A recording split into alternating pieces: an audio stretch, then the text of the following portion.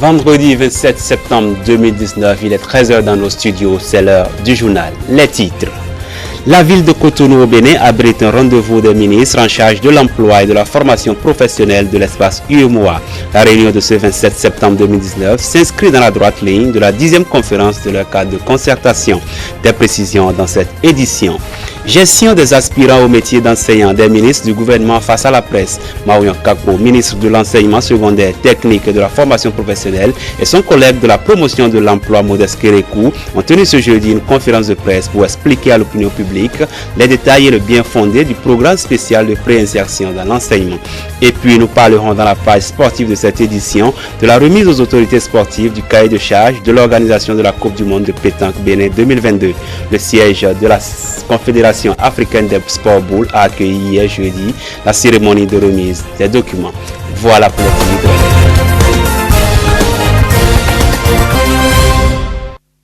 Fidèles téléspectateurs, merci de prendre le rendez-vous de cette édition. Les ministres en charge de l'emploi et de la formation professionnelle de l'espace UEMOA se sont donné rendez-vous à Cotonou ce vendredi 27 septembre 2019 pour la 10e conférence de leur cadre de concertation. La cérémonie d'ouverture de cette conférence a eu lieu dans un hôtel de la place en présence du ministre d'État béninois Abdoulaye Bio Tchane. On va suivre un extrait de ses propos dans son discours. Notre pays est honoré d'abriter cette importante rencontre sous-régionale d'échange et de partage d'expériences dans les domaines de l'emploi et de la formation professionnelle. C'est le lieu pour moi de remercier, au nom du gouvernement béninois, les États membres du cadre de concertation pour le choix porté sur notre pays et sur notre ville après Ouagadougou pour l'organisation de cette conférence. Je vous témoigne ici toute notre gratitude pour la désignation du ministre des Enseignements secondaires, techniques et de la formation professionnelle du Bénin pour présider aux destinées du cadre. La mission du cadre de concertation est en cohérence avec les orientations de notre plan national de développement 2018-2025. Elle est également en harmonie avec le programme d'action du gouvernement Bénin révélé, par lequel le président Talon s'engage à ce que le Bénin soit parmi les pays émergents. À ce titre, les politiques sectorielles et plusieurs grands travaux sont en arrimage avec les orientations de l'UEMOA, de la CEDEAO et de l'Union africaine. Mesdames et messieurs, comme vous le savez, la formation professionnelle et l'emploi sont les thématiques objets de la mise en place du cadre de concertation. Ces deux questions sont d'autant plus d'actualité et cruciales pour notre sous-région que le problème de l'arrimage de la formation aux besoins du marché du travail sont à la base de toutes les réformes du système éducatif achevées ou en cours dans nos pays respectifs. Depuis environ 10 ans, le cadre mène ses activités pour accompagner les pays membres à relever ce défi en les dotant d'outils et en leur offrant des creusets pour un partage d'expériences, ce qui aura sans doute pour effet l'épanouissement de la jeunesse et l'amorce du développement tant souhaité. Par ailleurs, il me plaît de rappeler que l'atteinte des objectifs liés à la formation professionnelle et à la promotion de l'emploi permettra à nos différents pays de lutter contre l'insécurité de plus en plus grandissante dans notre sous-région. C'est aussi une solution efficace contre l'immigration clandestine qui ne cesse de prendre d'ampleur année après année. Pour y parvenir, il est important, après ces années d'existence, de marquer un arrêt, de faire le point et de préciser les nouvelles orientations. Vous suivrez dans nos prochaines éditions le point complet de cette cérémonie d'ouverture. Maouyan Kakpo, ministre de l'enseignement secondaire technique et de la formation professionnelle, et son collègue de la promotion de l'emploi Modeste Kérékou ont tenu ce jeudi une conférence de presse pour expliquer à l'opinion publique les détails et le bien fondé du programme spécial de préinsertion dans l'enseignement. Face à la presse, ils sont revenus sur le caractère social de ce précieux programme qui va sortir plusieurs milliers d'enseignants de la précarité. Le compte rendu avec 15 875 aspirants au métier d'enseignant sont retenus cette année pour bénéficier du programme spécial de préinsertion dans l'enseignement. Ce programme, initié par le gouvernement pour mettre fin à la précarité dans laquelle étaient les vacataires, qui couvrait les besoins en personnel enseignant dans le secondaire général. L'effectif bénéficiaire a été puisé de la base de données des aspirants pour répondre aux besoins exprimés par les directeurs départementaux. Ces enseignants auront donc un contrat avec l'Agence nationale de promotion de l'emploi pour une durée de 9 mois. Cela part du 30 septembre 2019 au 29 juin 2020.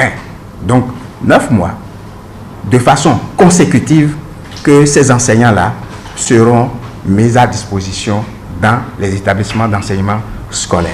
Aujourd'hui, en fonction de leur grade, ils pourront avoir entre 18 heures et 20 heures de cours hebdomadaires dans le même établissement. Donc il y a une forme de sédentarisation et une forme de sécurité au lieu d'être en train de courir. Ça, c'est Cotonou, hein, où c'est le même quartier. Si vous êtes quelque part comme Natengou, vous êtes au CG1, au CG2, au CG3, 9 heures de cours pour avoir 18 heures. Les distances sont plus longues. Sur des routes que vous connaissez, quand l'enseignant n'a même pas une moto, c'est pénible. Il n'y aura donc plus de vacataires dans le système éducatif béninois. Les aspirants au métier d'enseignant seront à la disposition de l'Agence nationale pour la promotion de l'emploi qui va les déployer sur le terrain.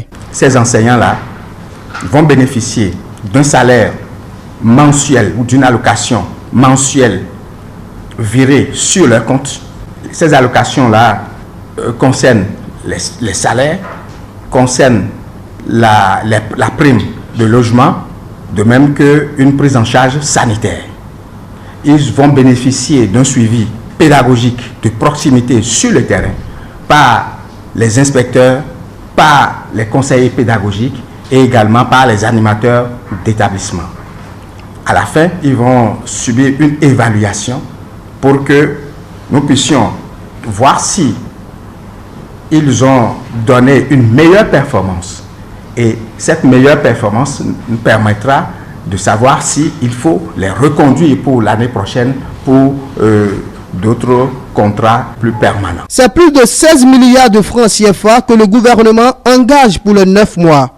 Une volonté du chef de l'État à donner un emploi plus ou moins durable aux jeunes. Le gouvernement a posé ainsi un acte fortement social. Sous le président Talon, toutes les initiatives, toutes les réformes s'imbriquent, s'enchevêtrent et s'articulent les unes aux autres. Presque 16 000 emplois créés ainsi nous rapprochent un peu plus de notre objectif de 500 000 emplois sur le quinquennat 2016-2021. La base de données dans laquelle a été puisés les enseignants bénéficiaires de ce programme est constituée par les différents tests organisés à leur profit en mai et en août 2019. Le disciple de Pompidou, Jacques Chirac, est mort ce jeudi. Des réactions s'enchaînent depuis venant de la classe politique française de par le monde et aussi de l'Afrique. Comment comprendre justement ces réactions sur le continent noir? On va suivre Gilles-Christ Thidi. Nous avons tous en nous quelque chose de Jacques Chirac. Connaître ou ne pas connaître le nom du candidat socialiste, après tout, qu'importe. De Gaulle, Mitterrand, Sarkozy, Hollande et même le dégagiste Macron, les présidents français ont toujours eu la peau presque noire, l'esprit totalement africain. Mais des premiers responsables français de la 6e République à ceux d'aujourd'hui, Jacques Chirac s'est distingué par sa trop grande proximité d'avec plusieurs dirigeants africains. Du Congo en Côte d'Ivoire, en passant par l'Algérie, le Gabon et le Togo, Chirac a eu ses empreintes. Des successions au conflit, l'ombre du président français a toujours plané sur les palais de plusieurs pays. Ses amis allaient du roi Hassan II à Bouteflika, en passant par Gnassingbé et Yadéman jusqu'à Omar Bongo. Avec lui, ce que certains appellent la France-Afrique a eu plus d'ancrage. En Côte d'Ivoire, Jacques Chirac va laisser planer son ombre jusqu'au-delà du régime de Félix Houphouët-Boigny. Du coup d'état de Henri Konan Bédié au difficile début de Laurent Gbagbo, on y a toujours vu des liens avec les uns et des distances avec les autres. Prolongation de la tradition politique gaulliste, l'action de Chirac en Afrique a été celle des amitiés. Amitié avec Sassou Nguesso, amitié vive avec Paul Biya ou Lansana Conté. Je ne suis pas le Premier ministre et vous n'êtes pas le Président de la République. Nous sommes deux candidats à égalité et qui se soumettent au jugement des Français, le seul qui compte. Vous me permettrez donc de vous appeler Monsieur Mitterrand. Et vous avez tout à fait raison, Monsieur le Premier ministre. Sa disparition sonne aujourd'hui comme celle d'une partie de l'histoire politique africaine et c'est tout naturellement que des réactions s'enchaînent depuis ce jeudi sur le continent africain. Que le discours sur la démocratisation qui semblait à ses yeux être prématuré pour l'Afrique, mais de manière plus générale, je crois que c'est quelqu'un qui a longtemps épousé la cause de l'Afrique et qui est sur certaines grandes questions qui ont agité le monde ces 20 dernières années, qui a su faire prendre à l'Afrique, à la France, des positions gaulliennes, notamment lors de la guerre du Golfe en 2003, quand il a su dire non aux États-Unis d'Amérique. Je l'annonçais en titre, les autorités sportives ont désormais le cahier de charge de l'organisation de la Coupe du Monde de pétanque Bénin 2022. La remise du document a eu lieu ce jeudi au siège de la Confédération africaine des sports boules. Une cérémonie qui s'est tenue en présence des responsables de la pétanque au niveau africain et béninois, ainsi que de ceux du ministère des Sports. Latifou Boni et Aliou Anthony pour le point. La salle de conférence du siège de la Confédération africaine des sports boules bouillonne ce jeudi matin. C'est tout le beau monde des sports boules qui est réuni. L'occasion est heureuse. Il s'agit de la remise du cahier de charge de la prochaine Coupe du monde de pétanque 2022 aux autorités sportives béninoises. À partir du moment où nous parlons, ça veut dire que plus personne n'a le droit d'aller dormir jusqu'en 2022. Jusqu'à ce que j'appellerai la session d'évaluation de ces jeux-là que nous attendons avec impatience. Vous avez une grande partition à jouer pour permettre à notre pays d'être sur orbite à partir du moment où nous sommes en train de parler. Parce que la préparation de l'événement a commencé, la presse nationale, la presse régionale et la presse internationale doivent se mettre au boulot pour qu'on sache qu'en 2022, il y a un grand événement sportif qui aura lieu dans un petit pays de l'Afrique occidentale, mais une grande nation par son histoire.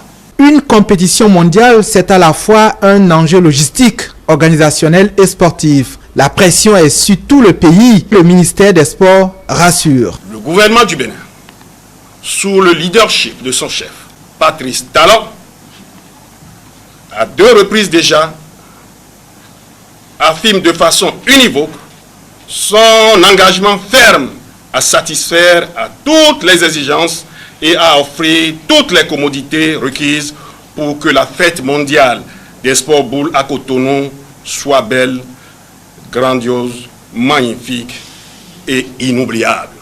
C'est dit qu'à l'issue de la présente cérémonie, la marche du Bénin vers l'organisation de la plus prestigieuse compétition de pétanque à l'échelle mondiale se précise. Je crois avec ce grand événement qui va que le Bénin va abriter en 2022, je crois qu'on va réussir à avoir au moins plus que la moitié des pays africains qui seront affiliés à notre Confédération africaine de sport boule. La Coupe du monde de pétanque 2022, ce sont 50 délégations de 5 continents. Pour le Bénin, l'enjeu est immense. Le ministère des Sports, la Fédération des sports boules et la Confédération entendent travailler en synergie pour relever le défi. 2019-2022, 3 ans, c'est peut-être encore loin, mais pour une organisation de cette taille, il va falloir s'y mettre très tôt pour ne pas être surpris par le temps.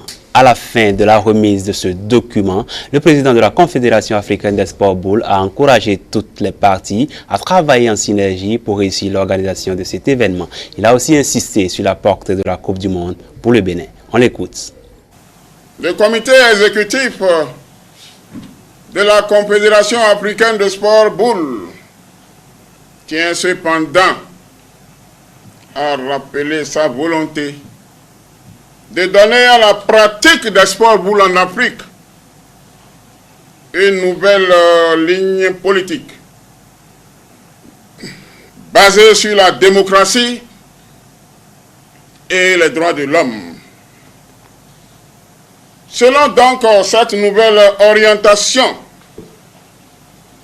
l'organisation et la promotion des sports boules sont un élément fondamental du cadre juridique qui doit désormais régir la vie de la Confédération africaine de sport boule. Je dis bien que c'est pour la première fois que la République du Bénin accueillera un championnat du monde de pétanque qui, à l'occasion, réunira à Cotonou plus de 50 nations venues des 5 continents de la planète, avoisinant près d'1 millier de participants. Il vous revient d'apprécier par vous-même, chers membres du comité exécutif de la Fédération béninoise de pétanque, l'impact de cette organisation en termes d'influx touristique et des devises attendues. Et surtout, que le président de la République du Bénin, chef de l'État, chef du gouvernement, son Excellence, Patrice Athanase Guillaume Talon, nous a rassuré de sa disponibilité et de son gouvernement à faire du mondial de pétanque en 2022 à Cotonou une édition de grande réussite sportive. Nous vous exhortons à vous organiser tous pour accompagner le président de la République de vos prières, afin qu'en 2022, il puisse continuer de soutenir les sports boules à l'interne, au plan continental qu'à l'international. La 4e édition du Festival ZA, destinée à la promotion et à la valorisation de la gastronomie béninoise, se tient du 25 au 28 septembre 2019 à Cotonou. La foire culinaire s'est ouverte dans la soirée de ce mercredi à la place des Martyrs, en présence des autorités en charge de la culture et du tourisme et devant un public conquis. Compte rendu, Elia Diran et Paul Esther Saoussi. Le Festival ZA, un grand rendez-vous culinaire, une grande fête de la gastronomie béninoise, à travers lequel une place de choix est faite aux mets béninois. Il permet surtout la promotion de la gastronomie béninoise, mais aussi la valorisation du patrimoine culinaire béninois. Nous avons décidé, à partir de cette année, d'ouvrir le champ pour pouvoir avoir plus accès aux différentes opportunités qui s'offriront à nous dans le cadre de la promotion de notre cuisine. L'objectif c'est quoi? C'est de présenter nos mets qu'on a eu à goûter autrefois et qu'on ne trouve plus aujourd'hui. Ces mets-là auxquels nous n'avons plus accès. Il y en a, on peut en citer. C'est pour faire revenir ces mets. Ce soir, à l'ouverture, des dégustations seront faites. Et vous allez constater que c'est des mets, peut-être que vous ne connaissez pas, mais qui ont été revisités et adaptés à tous les palais. En vogue depuis 2014, la présente édition de ce festival a pour président d'honneur le directeur du Fonds des Arts et de la Culture, mais compte tenu de la notoriété de l'événement et sa portée touristique, elle a été coparrainée par la Direction du développement du tourisme.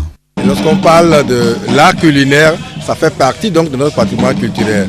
Et vous savez que la cuisine, la manière donc de faire, de préparer nos mets dépend d'une communauté à une autre. Donc c'est l'art culinaire qui en réalité identifie les peuples.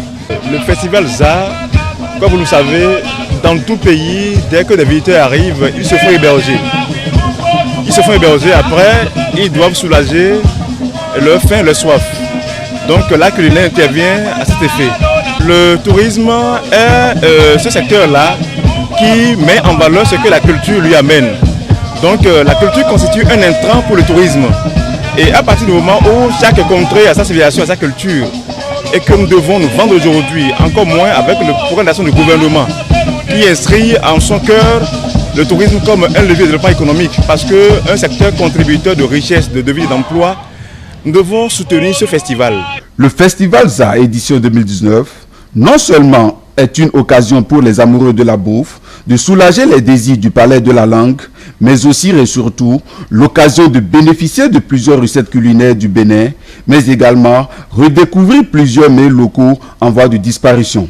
Ce que nous allons faire, nous, Béninois, pour encourager ces jeunes-là, c'est quand même de consommer ce qui est produit dans notre pays. Je pense quand même qu'aucun pays ne peut se développer juste en se basant sur ce qui vient d'ailleurs. Et au Bénin, on accueille plus ce qui vient d'ailleurs que ce qui est dans notre pays. Alors qu'on a des talents, nous avons de la matière à en revendre. Le public béninois est donc invité à effectuer massivement le déplacement à la place des Martyrs de Cotonou afin de redécouvrir les gastronomies béninoises pendant ces 3 jours de festival.